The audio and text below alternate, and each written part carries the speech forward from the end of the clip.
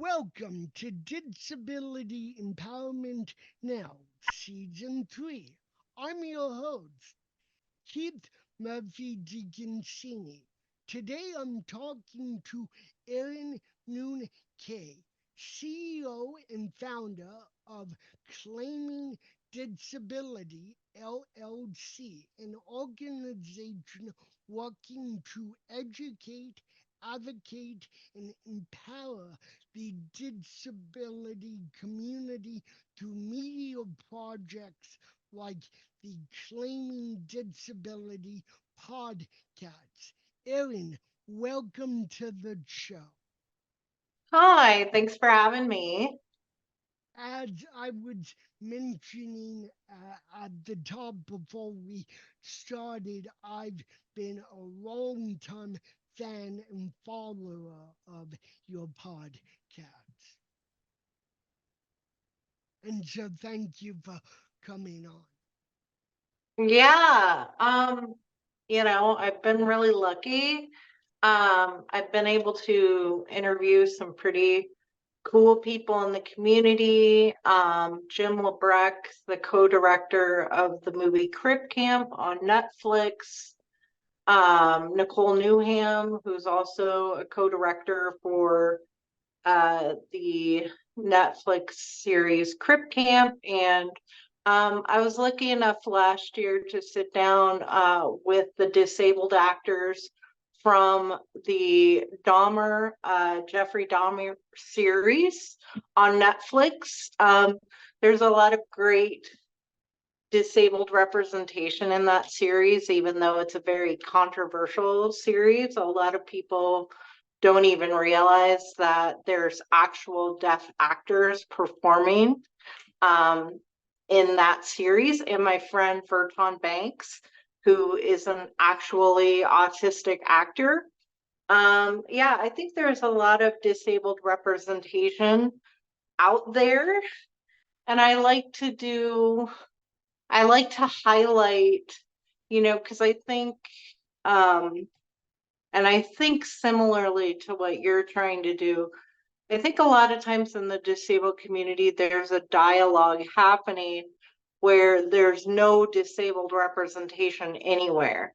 And I found through connecting with my community, connecting with disabled actors, connecting with authentic disabled representation, that there's actually a lot of really good disabled representation. We just have to be supportive and yeah, just cheer for these series that are groundbreaking. And yeah, so yeah. So let's go way, way back to the idea, the motivation you had in creating your LLC and the podcasts. How did that come about? How did you choose the name and the vehicle to use? Yeah, so claiming disability is from the reclamation movement.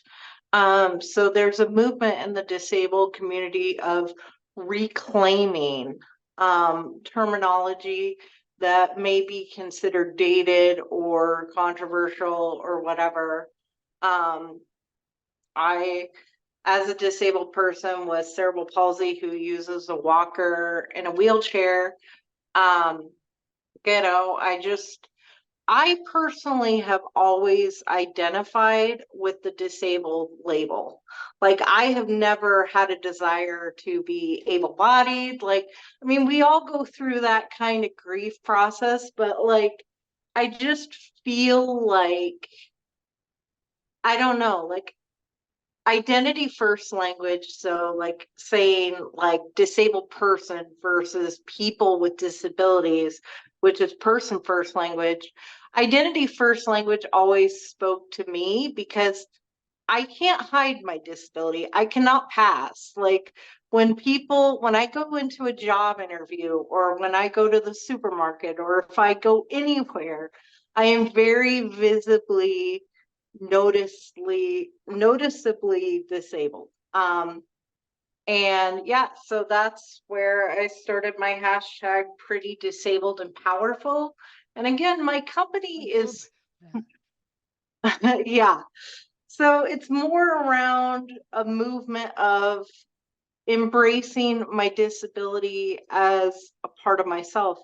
There's a lot of people who like to say in the community, I'm not defined by my disability. Well, I am. And being defined by your disability isn't a bad thing.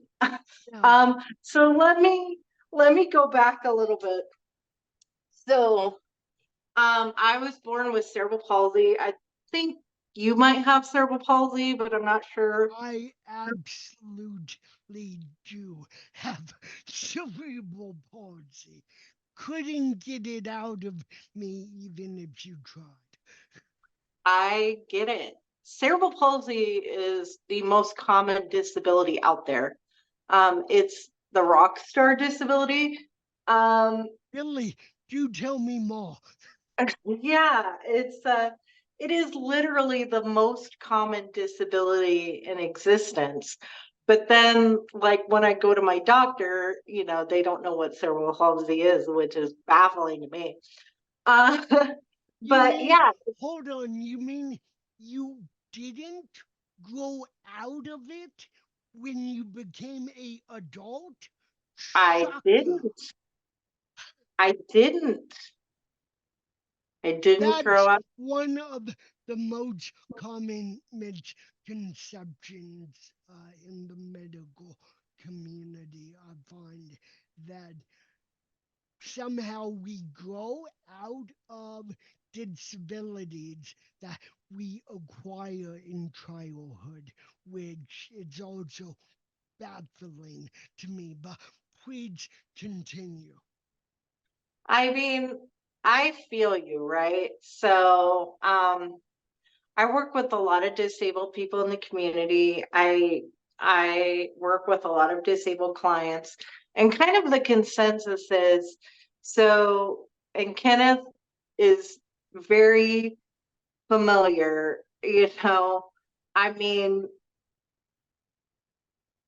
we have a society that is built on this idea of really pumping a lot of resources and things into children with disabilities. And then when you grow out of being a disabled kid, which we all do, you know, there's not a lot of resources or things for disabled people when they become adults.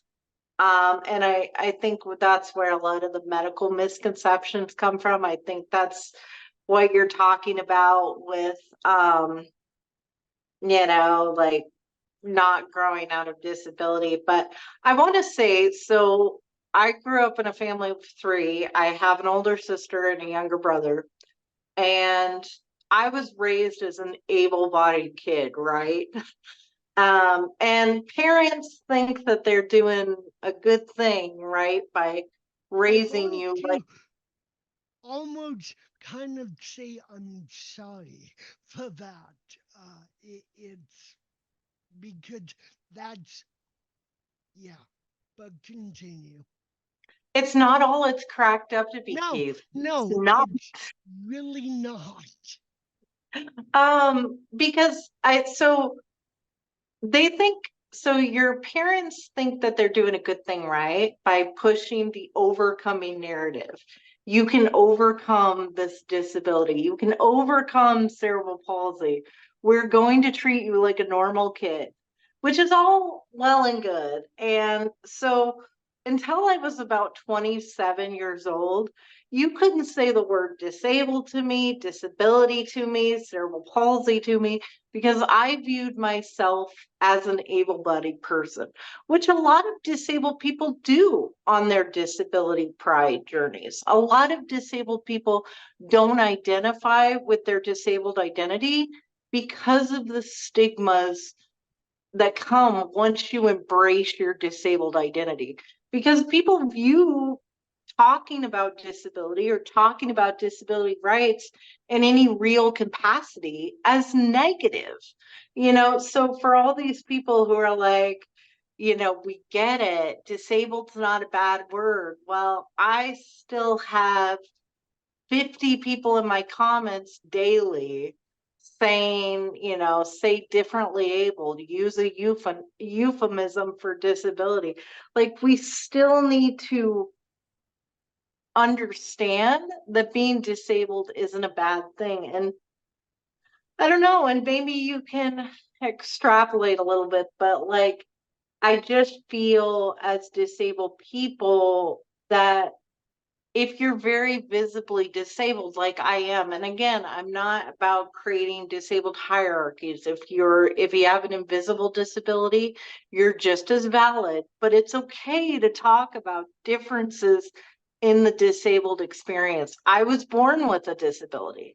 Some people acquire disabilities later in life. It's all valid experiences, but there are differences, and I just never really got space to be like, hey, this is who I am as a person. Like, I will deal with the disability for the rest of my life. And I never really viewed it as a negative thing. I know that's weird, but I never really did. I mean, I did for a while, but I never like didn't really want to identify with the community because I grew up with, advocates like Jim, like Judy Human. Like, I never viewed it in a negative context. I just didn't talk about it very much. So when I started my business claiming disability, it just kind of started as a podcast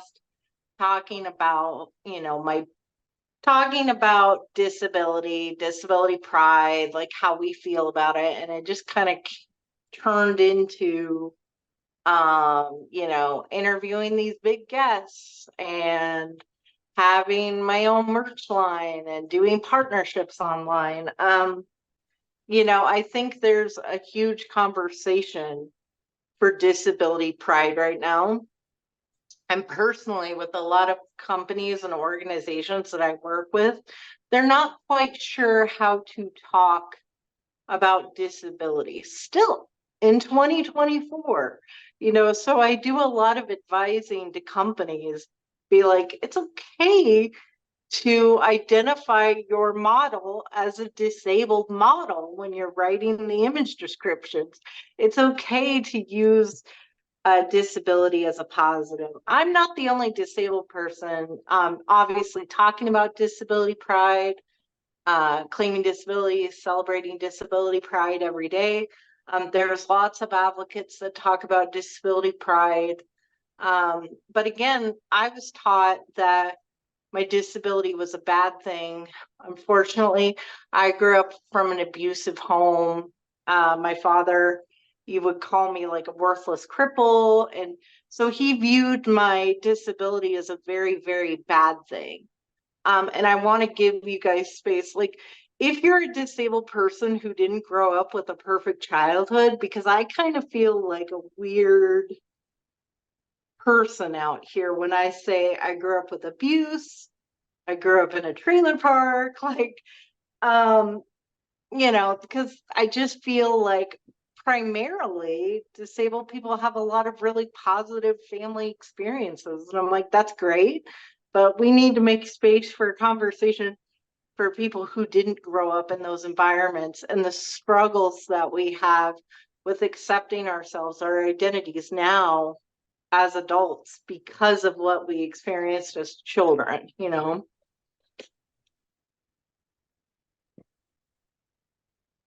So, would you define the term ableism and also internalize ableism and talk about both of those concepts and how you have wrestled with and confronted and dealt with them in your daily life to become who you are as a advocate? Um, okay, so defining ableism, ableism is a form of oppression that particularly applies to disabled people. Yeah, And it comes in a lot of different forms. It comes with workplace discrimination, which I've experienced. I'm sure you've experienced. So, like, we're all just kind of preaching to the choir in yeah, this regard. And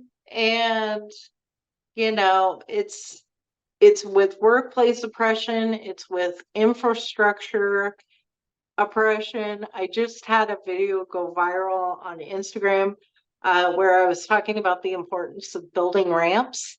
And yes, apparently it's become a controversial topic to want to build ramps. Uh, so that's hilarious to me because I'm like, I didn't even I mean, it's been a while since I've talked about accessibility. I mean, I just feel like people like you and I were talking about accessibility all the time. and But just if you can't even get to a building, like yeah, that's a form of oppression. But like trying to explain that to people yeah. is And hard. let me apologize for assuming that you went through internalized ableism. I just assumed that, as you said from the top, that you didn't really come into your disability identity until you were 27.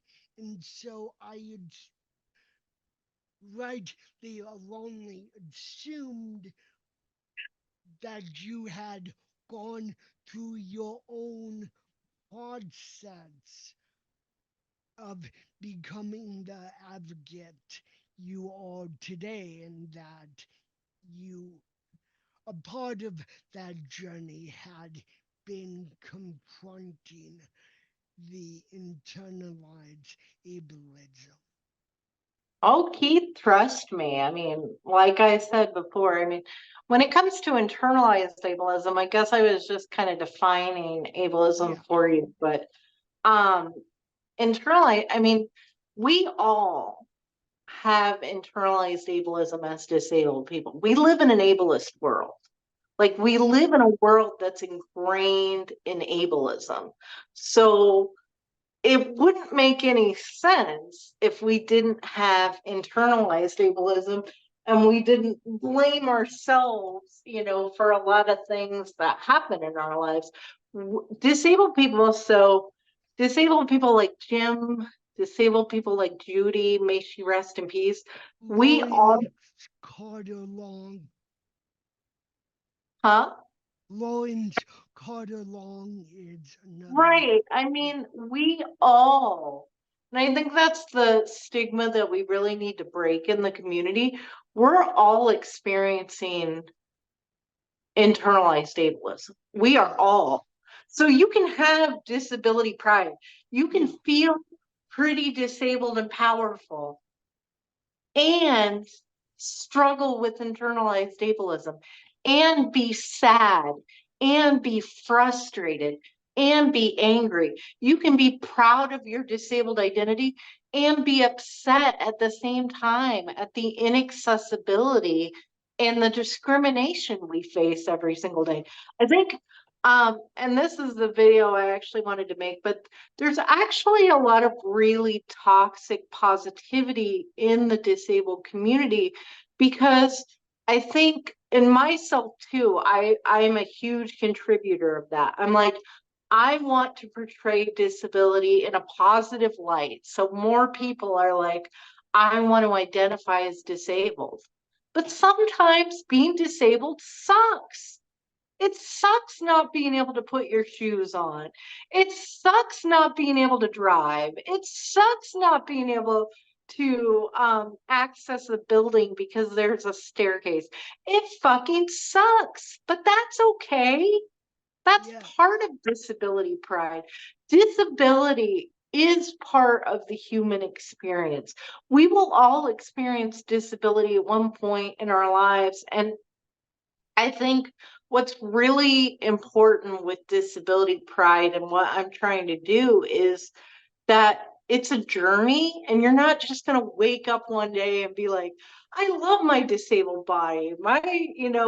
I'm amazing. Like all this stuff. It's a process and it takes time. And you really have to combat that internalized ableism every single day that you experience. And it's one of the reasons why I use identity first language, because part of internalized ableism is not wanting to identify with the disabled label to begin with, because there's a part of us that views being listed as disabled as negative. That's internalized ableism. It is. So you raise all very good points. So let's talk about the intersection between internalized ableism and toxic positivity. Yeah. I mean, there's a lot of toxic positivity in the disabled community. And like I said, I'm a huge um person myself, because when I first started claiming disability, I'm like, disability pride, like if disabled people don't identify as disabled, I don't even want to have the conversation. So I had to grow as a disabled advocate to go, everybody's in their own place with disability, and just because somebody is not like actively being like me, where they're like, your disabled body is revolutionary or pretty disabled and powerful, just because a disabled person is experiencing disability in another way doesn't make it bad. And that's been a lot for me to be like, it's okay. Disabled people are going to be where they are with disability pride and wanting to accept themselves fully. I mean, I happen to think that in the community, there's a lot of disabled men, and you can speak to it, who have a difficult time identifying with the disabled label, because of what it means to them as a man. Like there's just a lot of things that we need to understand about the disability pride journey and meeting people where they actually are with it. Yeah, Um, that's very interesting you bring that up. I actually accidentally wrote my master thesis on that very topic. Uh, hey, I like it. yeah, and so I'll send it to you if you want. It's a Please, interesting I'd love to read it. deep dive, but it one of the things that I appreciate about you as a advocate, and I follow you on several social media channels, is that while you are very upfront about your pride, you're also upfront about calling out your mistakes as a advocate. And that I find extremely refreshing and the total opposite of the toxic positivity, or let me just show you a version of my life, and that I'm really clutching everything in my life as a advocate, because we're all people.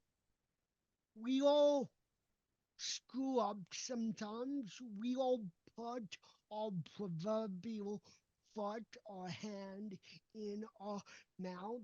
Uh, the disability community is incredibly diverse. We often disagree on a lot, but You at got the it end, there.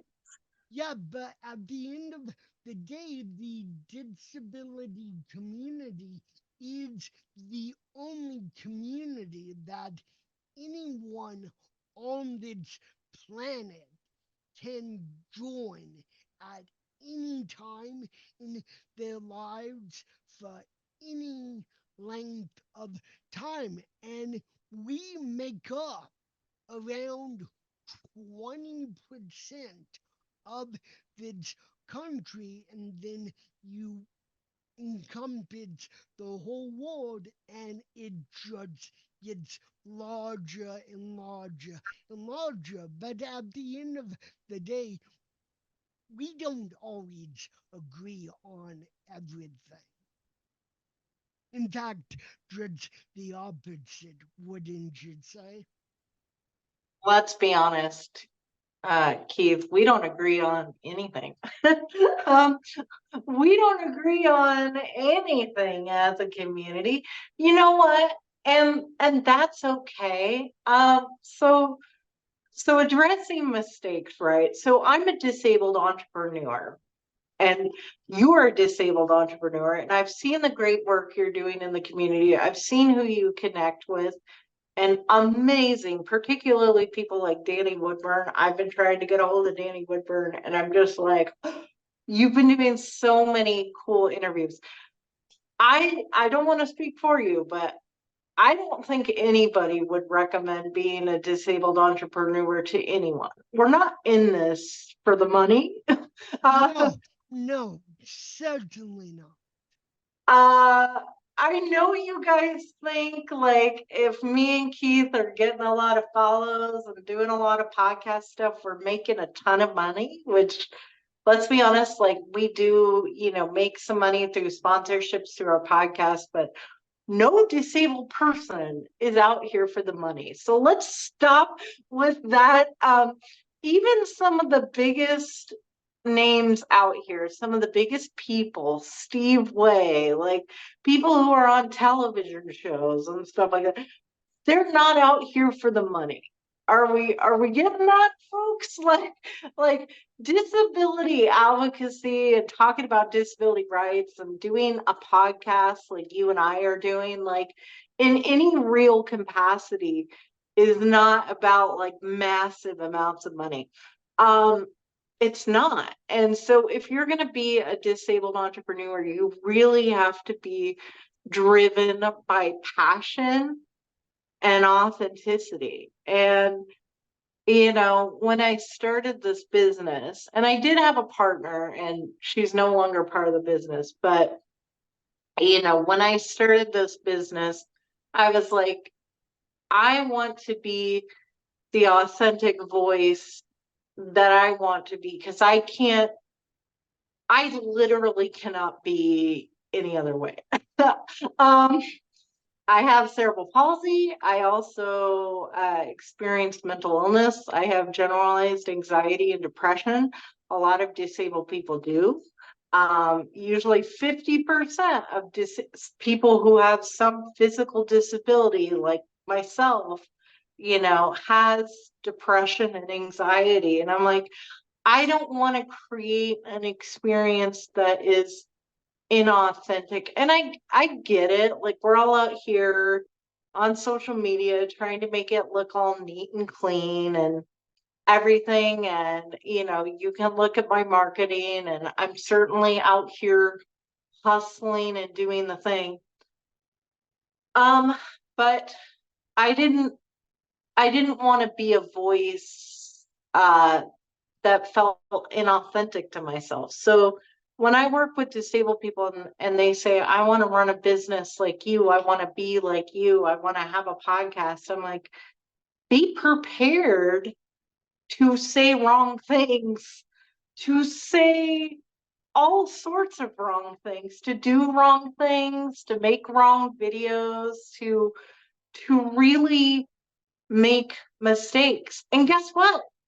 That's normal. A few weeks ago, I posted an article from the Washington Post that was about hearing aids. How if you use your hearing aids, which I don't use hearing aids, but I probably should. But if you have hearing aids, and if you use them, it helps increase like your life by like 20 years because it helps you hear better. And that actually, hearing aids are a good thing that you should wear and they shouldn't be stigmatized.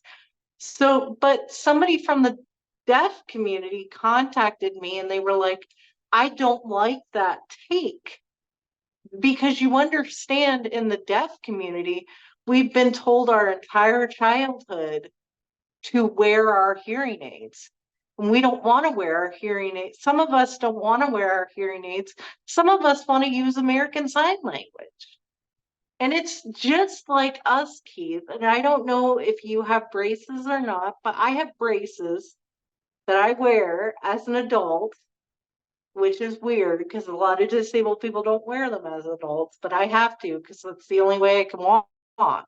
Um, So I can answer that on fun with doing that. So I was born in New York, New York, and I got braces from a wonderful podiatrist named Dr.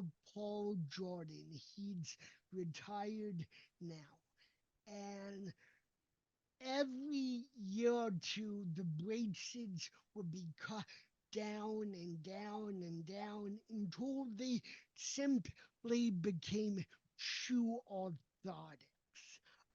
And my family had lovingly claimed that Dr. Paul Jordan was the one who gave me feet. But that is not to take away from anyone who uses any type of mobility aid. So, going off on a little tangent here, the logo I chose for this podcast is a person in a wheelchair. And I felt very unauthentic about using that why? because, well, I'll tell you what, Aaron, Please because, do. I'm curious. Like, yes, what's that stem from? Like, yeah, because I, I'm I'm reached at this point in my life of fully ambulatory. I'm not trying to say that's right or wrong, that's just my experience. And so I would like, can I really use this logo? But then I I got to the point where you had to really get over your own insecurity about using the logo because you're not using it for yourself, you're using it because it is the universal symbol of disability. And if you want to hook non disabled or what we in the community call temporarily able bodied people to your podcast, that has always been a collaboration, by the way, between me, the guests I interview, and the fantastic team that I work with, who I can't brag enough about, uh, then you're going to have to use something, a logo that is incredibly recognizable for people to discover and find and become attracted to in a way to where they also feel safe. Like they know what that logo is and they know immediately what the podcast is because marketing and promoting is incredibly important. There is no mystery when you click on disability empowerment now, and the tagline is empowering people sharing wisdom. There is no mystery. People know what they're clicking on, what they're viewing, and what is going to be talked about. And so I'm taking the guesswork out of what is this podcast, what is this video cast about. But it all began with the journey of my doubt, of my internalized ableism, that if I'm not myself in a wheelchair or a mobility device, am I allowed to use this logo? And so I wrestled with it, and that's a long explanation to the process.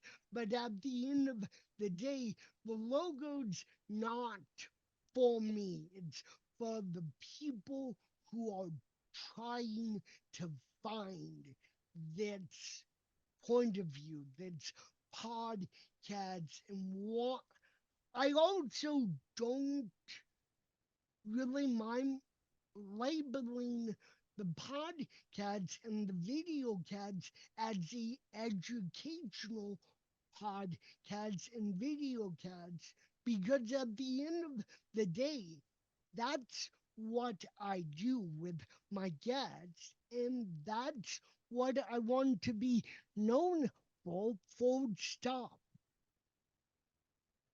Well, you're doing a really good job.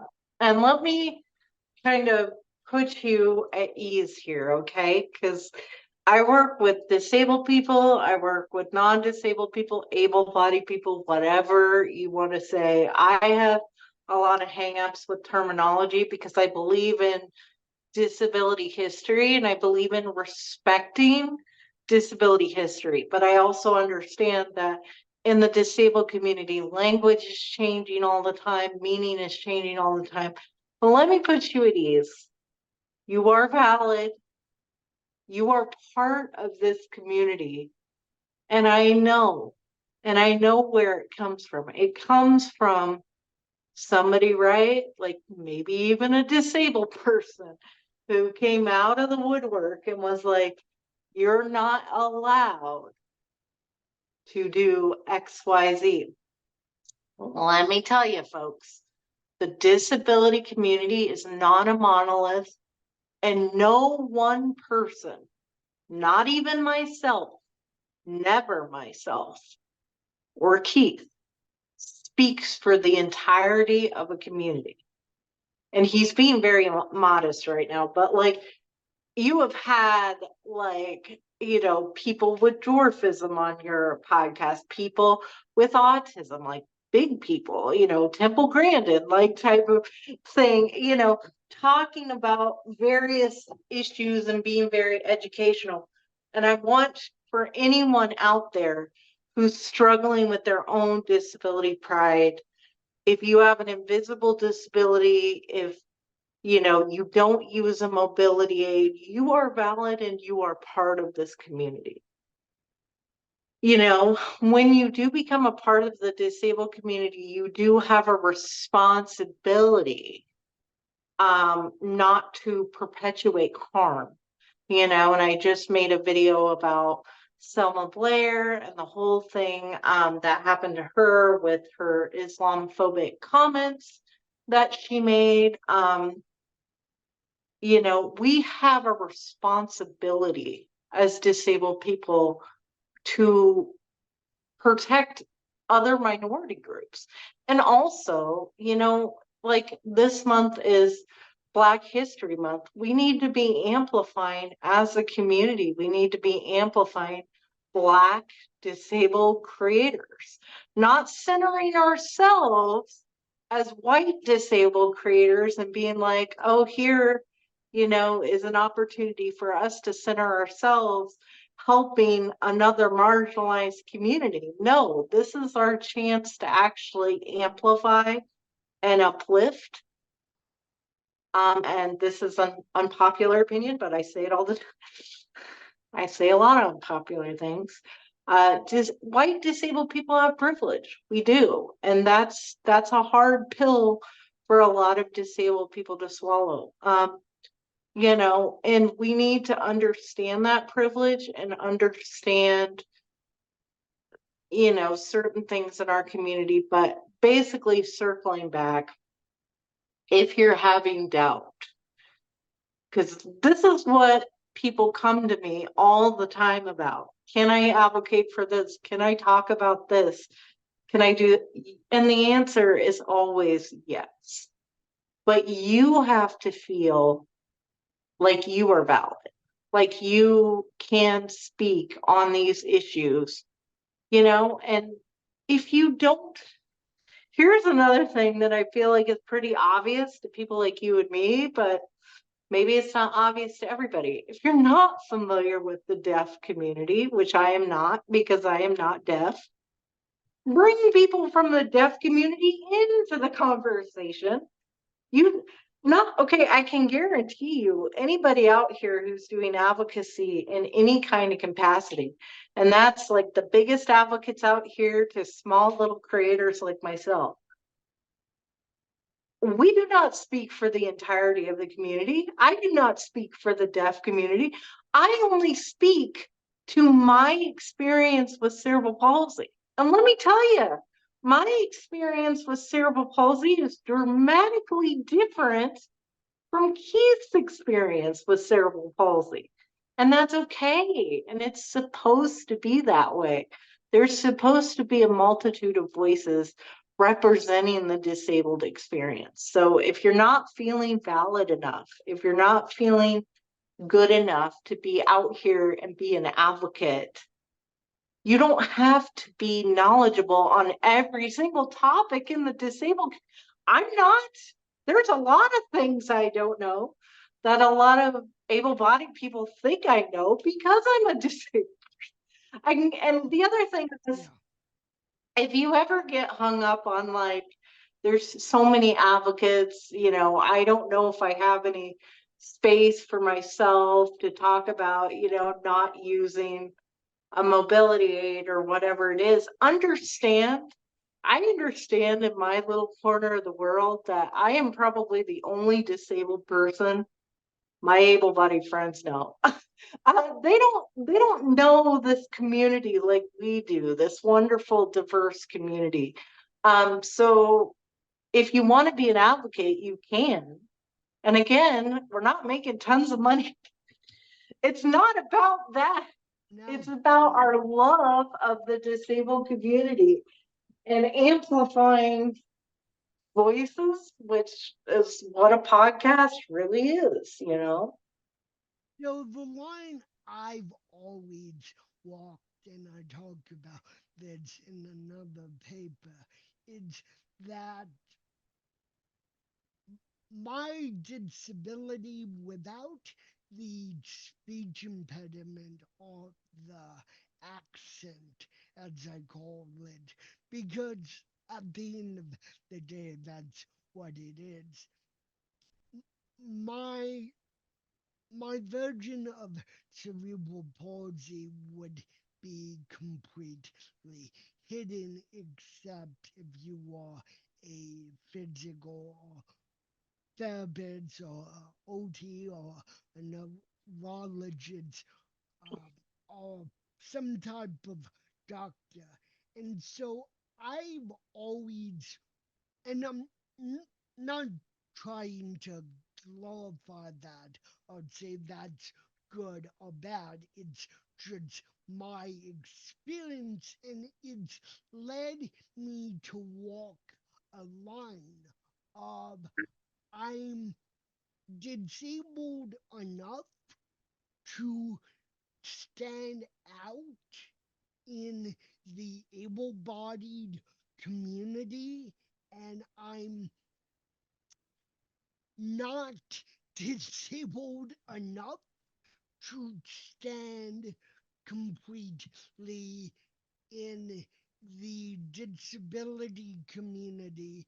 And let me caveat that there is probably a lot of internalized ableism in that statement, and I'll own that.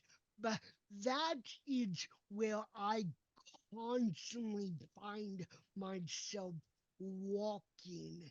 And that's why I really try to market and promote this podcast as something that both people with disabilities and people who have yet to discover and embrace their own disabilities can utilize. And I'm under no delusion that the, both groups will get the same exact thing from each episode. And so, as my guest, I would like to ask you two questions in reverse order because I just mentioned the two groups. And there are multiple groups within those two groups, and so it's unfair to judge box people into one or the other. But in terms of this episode, we've talked about a lot about identity, about language, about screwing up, about being of holding our disability identity, of being prideful of that identity in a positive way.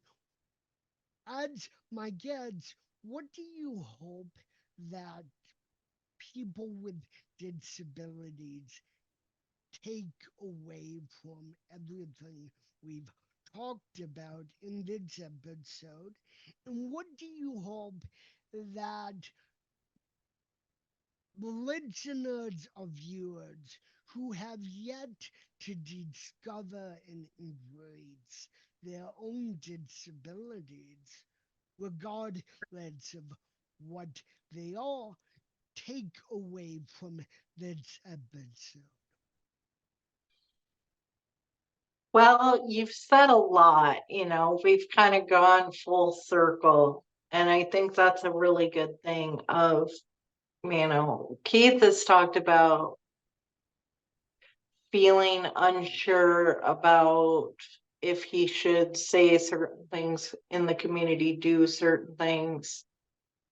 Guys, if you're not like doing something with malintent, and you just want to learn and you just want to be a part of the community, I found that the community welcomes you with open arms. I mean, the I'm a nobody. I'm from the Midwest. I'm from Iowa. Like the fact that I sit down with people from California and people who have done movies and television shows and things like that, we're all connected through disability.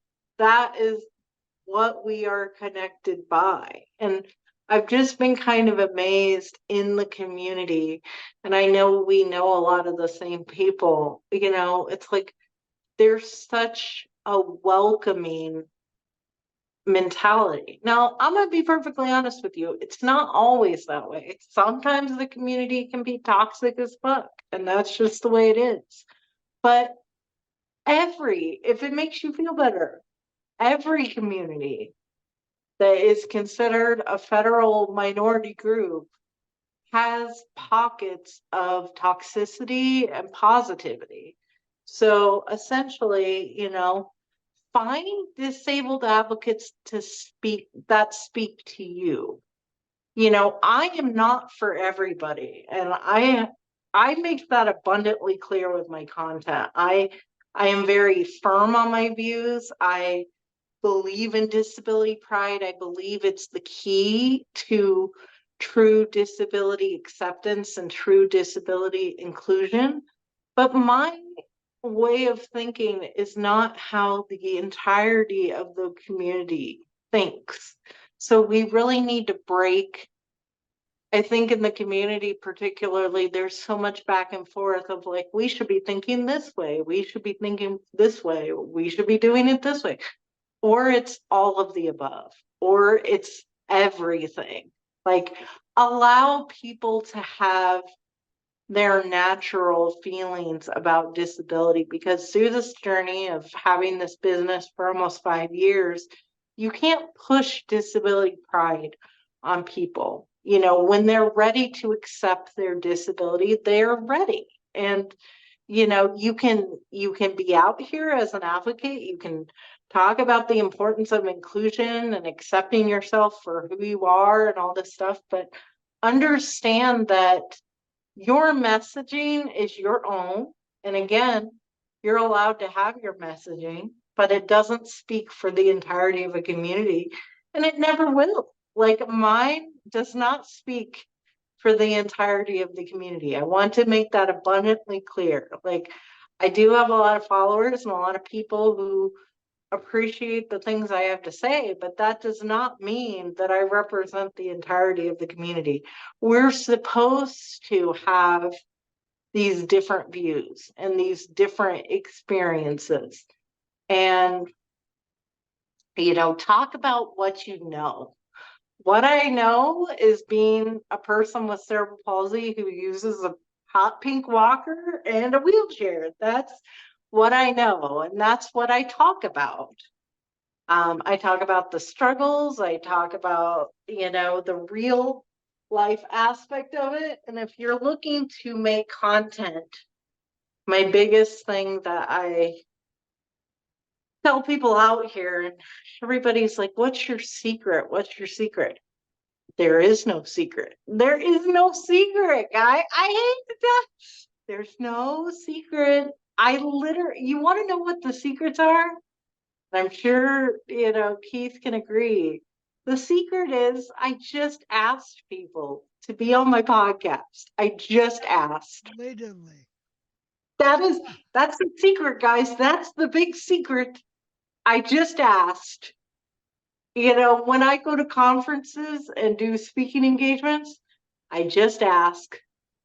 I just send those emails.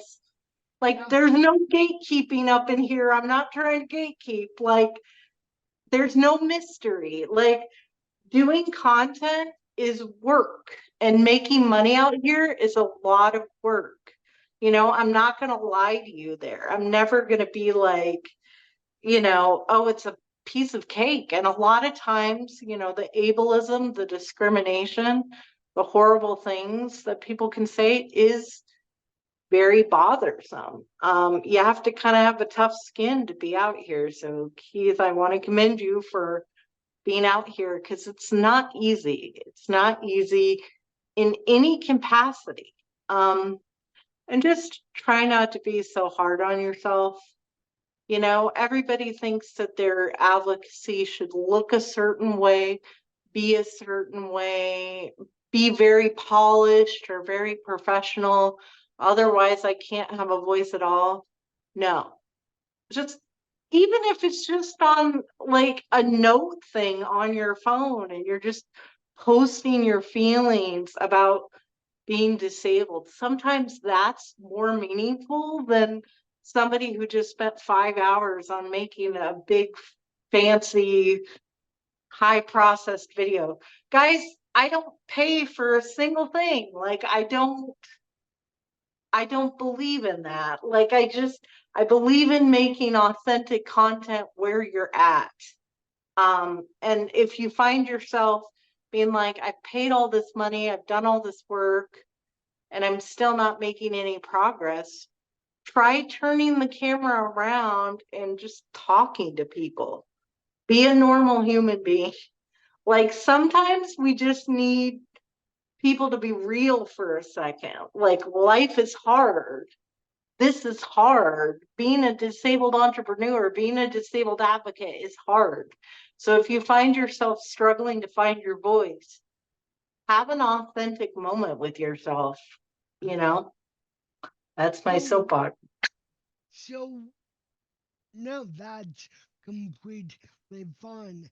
When when I knew that podcast was actually making a difference, it's when people started contacting me, either themselves or through their agents, to get on the podcast. And I was like, isn't that interesting?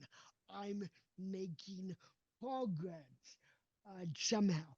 So, what would you hope that people who have yet to discover their own disabilities take away from everything we've talked about? Um, you know, I I gotta reposition, guys. It's hard having cerebral palsy. Um, I just give yourself give yourself time. Um, and things change. Um, the way I was treated in my 20s, when I was working full time and nonprofit, and um, things change. I mean, once you identify with the disabled label, unfortunately, advocates like me and Keith, we still have a lot of work to do. There's a lot of people who view embracing your disabled identity, embracing your chronic illness, embracing who you truly are is negative. And again, that's because we live in a world that values perfectionism and not looking like us. So, one of the reasons I say, I have a shirt that says, Your disabled body is revolutionary, because existing as yourself, as a disabled person who has a speech impediment, as a disabled person who drags their leg like I do, is a revolutionary act. And I get a lot of flack for that. A lot of people are like, you're not revolutionary, you suck. I want to be completely honest, like, people are very not nice. And again, but understand. So when I do get a lot of troll comments, I also understand it's coming from the frame of reference. Like, they could never imagine being disabled. Yeah, But you have to understand, in the world we live in, um, you can become disabled tomorrow by being hit by a bus, or not to be macabre, but that's totally who I am as a person. But like, you can become disabled at any time. Disability is a natural part of life. I'd love for um disability, like, so I feel like with advancement and representation and making sure disabled people are seen and heard, I believe in all of that, and I love the idea of disabled representation, but I really want to challenge the disabled community to embrace the people that we already have. People like Keith and people like, Jim and people like Steve, because there's disabled people doing some really, really hard work out here. And I get a little sad when I see people who are like, there's no representation anywhere. It's like there is, and disabled people are working really, really hard to be more visible.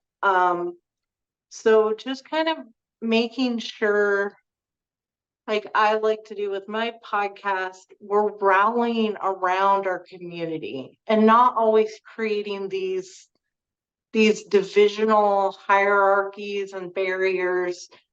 Um, you know, and I get it. There's a lot of competition in the disabled community. We're all fighting for resources and things, and it's complicated. We're humans. Like, the thing about it is, like, every time, like, I don't know about you, Keith, but every other day, I'm getting sent some article from an able-bodied person who was like, hey, have you seen this? I have, and it's great. I just We've seen it. So if I can make a plea to able-bodied people, like we've seen the things that you're talking about. We probably know those people. I know it's a stereotype, but the disabled community is large and diverse, but it is also very small. Um, just I don't even know, but just Now, it's a journey. the other question I ask usually before that one, and thank you for all the hard truth you dropped on it, is in case there are new advocates listening to this podcasts and video cats. I started this right after I graduated from university, so I always use that as the runway. Let's say that there are advocates who are just making their way out into the workforce and want to make self advocacy and advocacy in general as their professional career. What are some action steps you would advise them to start with? My biggest thing is, when I was 16, I started, even though I didn't really identify, I mean, like I hadn't really found my disability pride or anything, like I still followed a lot of big advocates that I sat down and interviewed with today, which is like surreal, right? Andrew Gurza, Amani Barbara, Crutches and Spice, Steve Way, Jim LeBrecq, like follow. I have always been interested in disability because it's a part of who I am. Even if you're denying it, or even if you're struggling with internalized ableism, I was always fascinated, with disability history. I have a disability history series where I talk about the Capitol Crawl of 1990, the 504 sit-ins, all of that stuff. Because when I was in high school, I took a civil rights class and the disability rights movement wasn't even mentioned. And it was happening in conjunction. So the disability rights movement was happening in the 60s, 70s, and 80s, 90s. And it's still happening today in conjunction with other civil rights movements. So again, like you start wondering why. Why wasn't I taught about the Capitol Crawl? Why wasn't I taught about the Americans with Disabilities Act, which is one of the only pieces of legislation that we have that's specifically written for disabled people? Just make sure that you're always being curious. And the other thing is about formats. A lot of times I get questions about what's better. Should I start a blog? Should I start a podcast? Should I start a video series? For me, I like to do video. And that's just my personal preference. I do write, but I don't enjoy it as much as I enjoy making videos.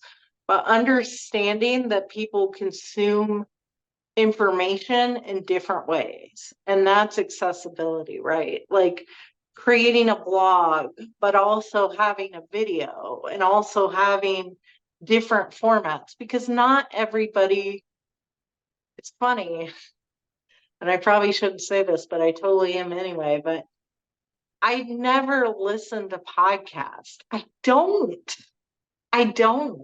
I record Thank my you. own I record my own podcast and do my own I'll tell interviews. you a dirty little secret of Tell me a dirty little secret. uh, I listen to a few, but not many.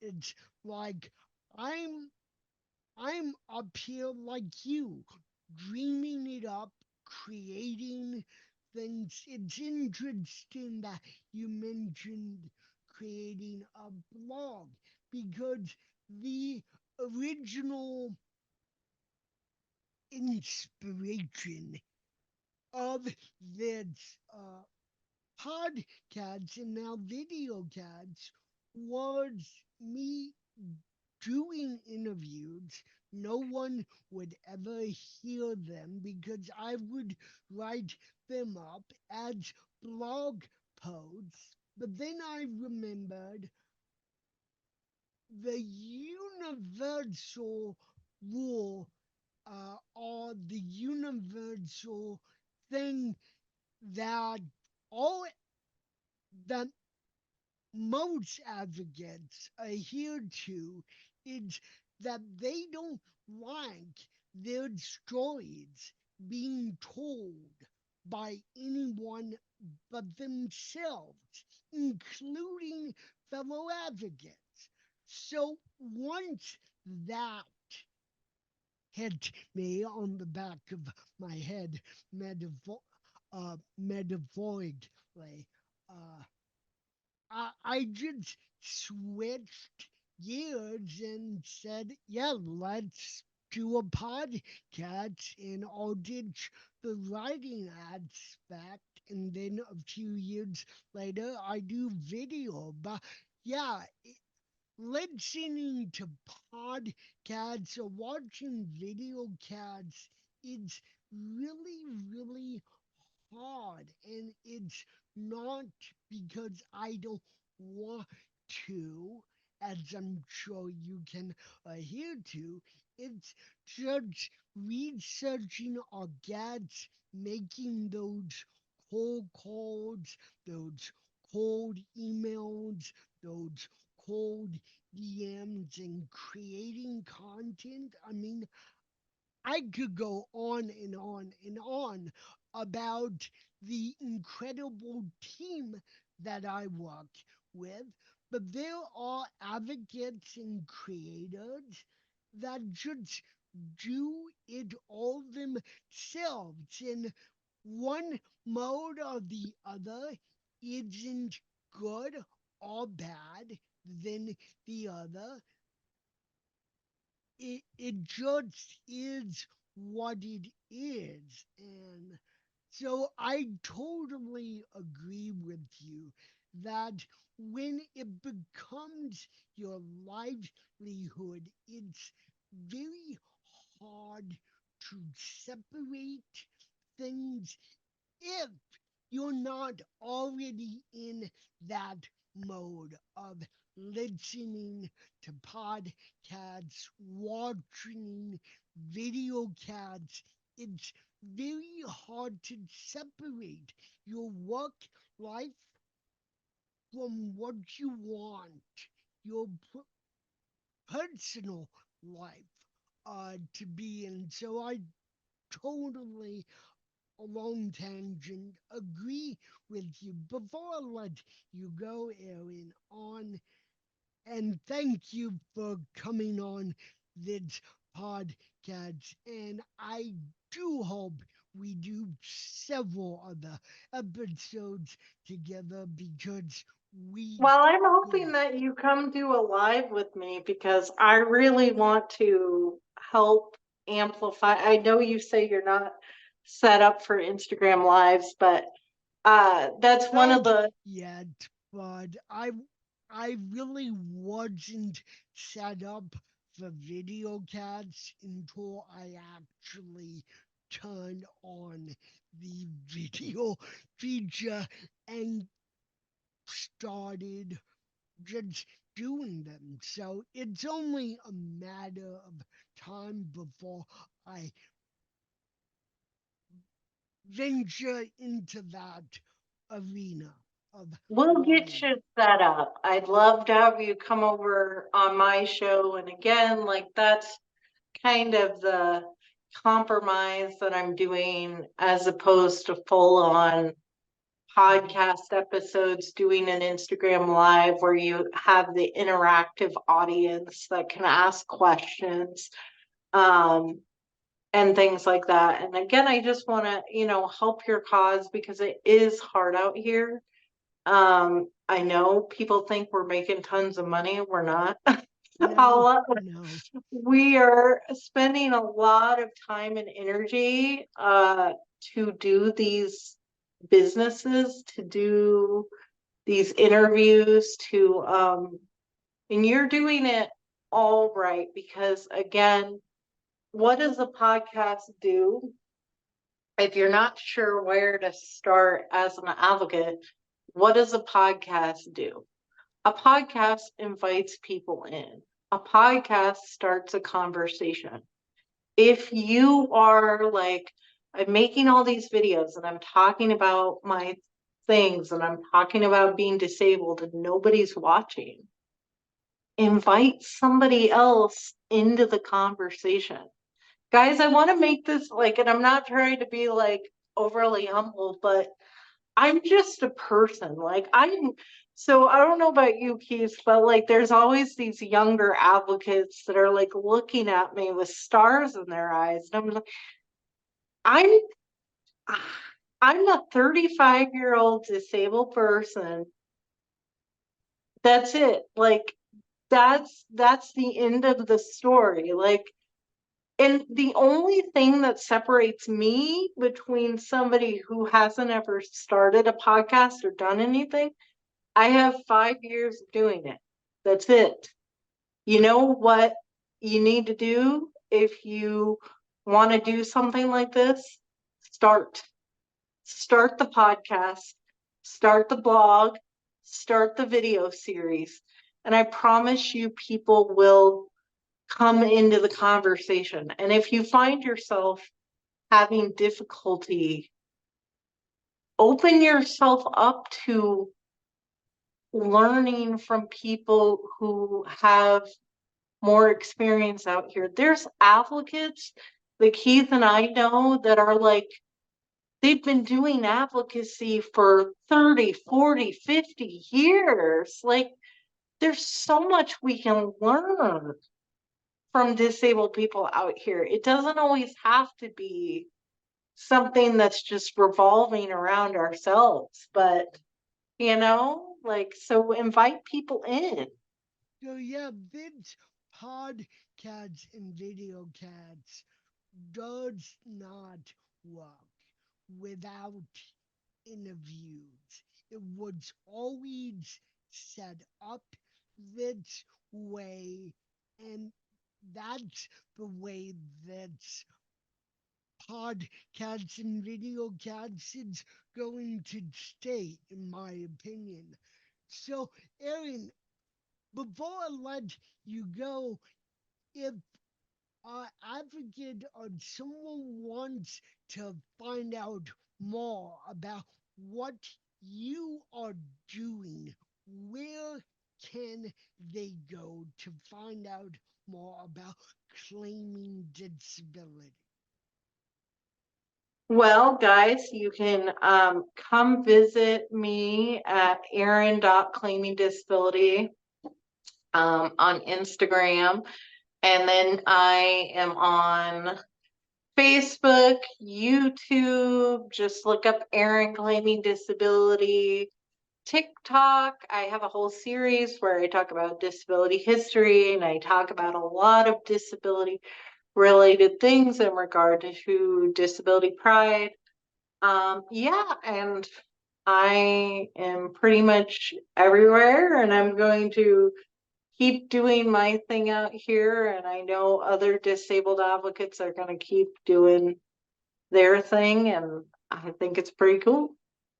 So, before I let you go, and I know I've said that several times, as I key up, hopefully, what we'll talk about uh, on our joint live episode, whenever we get around to it, is what's the what's the secret to working more effectively on combating internalized ableism as a disabled person? And I'll just leave it there. And I thank you again, my friend. And I look forward to doing a live episode with you, hopefully Yeah. sooner rather than later. Yes. Let's make that happen. Take care, my friend.